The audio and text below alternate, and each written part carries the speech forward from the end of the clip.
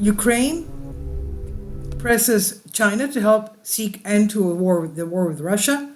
Ukraine's top diplomat met with China's foreign minister on Wednesday in talks that signaled Kiev's increased willingness to pursue a diplomatic solution to the war with Russia and to have China play a more central role in that effort. I'm convinced that a just peace in Ukraine is in China's strategic interest, Dmitry Kuleba said in a statement after a meeting with Wang Yi, the Chinese official, in the southern Chinese city of Guangzhou. China's role as a global force for peace is important, he said. Mr. Kuleba made clear that Ukraine's attached conditions to such negotiations, saying it would only engage Russia when Moscow was ready to negotiate in good faith, and he said no such readiness is currently observed on the Russian side. Mr. Kuleba is visiting China for the first time since Russia's invasion of Ukraine in February 2022. His trip comes as Ukraine is slowly losing ground in the war and faces growing uncertainty about the level of support it will have from the West. Russia and Ukraine briefly held peace talks in the spring of 2022, but they quickly broke down over critical issues. For China, hosting Mr. Kuleba reflects the country's ambition to play a bigger role in global security challenges as a counterweight to the United States. It also serves to rebuke Western criticism of Beijing's close alignment with Russia. Mr. Wang said China was committed to finding a political solution to the crisis, adding that while the timing was not yet right, Moscow and Kiev had sent signals of their willingness to negotiate to varying degrees, according to a readout from China's foreign ministry.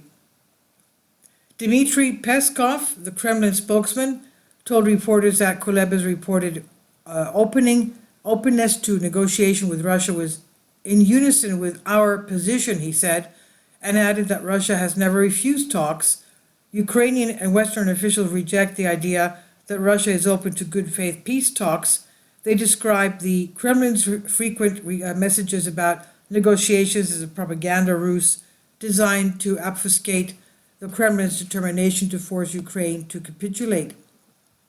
President Vladimir Putin's ceasefire conditions that Ukraine gives up 4 frontline regions that Russia partly controls, and that Kiev pledges to never join the NATO military alliance are a non-starter for Ukraine, leaving little to no room for negotiations. Ukraine, for its part, wants to regain full control of its territory and to join NATO, which is anathema to Moscow. China's various attempts to mediate between Russia and Ukraine with a 12-point plan it put forward in 2023 was quickly dismissed by European leaders. Beijing had since eschewed a public role in the war, declining to participate in a Ukrainian-held peace summit in Switzerland last month because Russia, of course, was not part of that meeting. The summit eventually failed to rally support from regional powers such as India and Saudi Arabia. Ukraine's President Volodymyr Zelensky recently said Ukraine aimed to hold a second peace summit later this year, ahead of the U.S. presidential election in November, and that Russia should participate.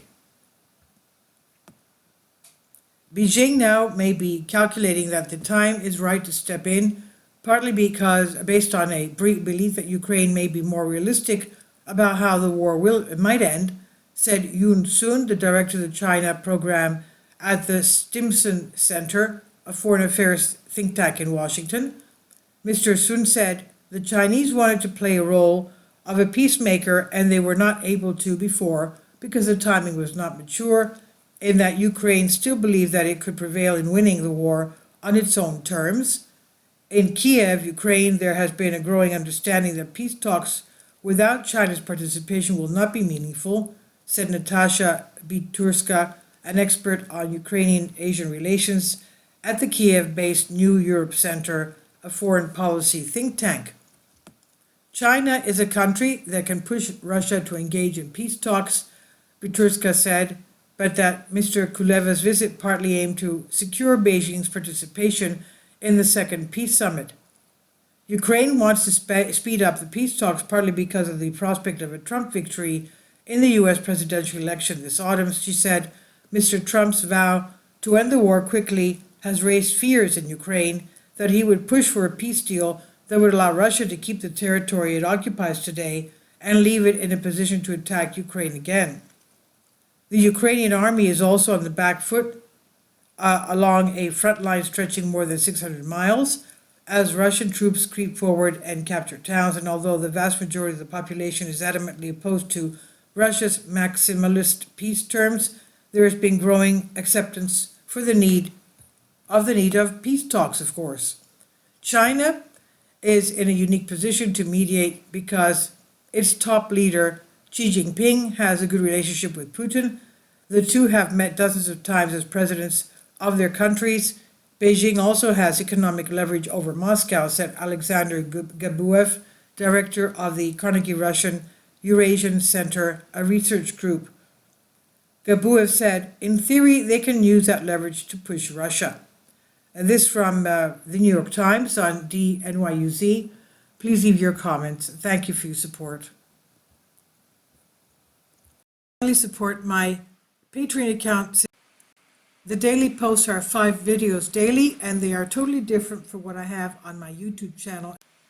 Thank you so much for your support and that you find all my content so interesting. You'll find the Patreon account details in the description box below.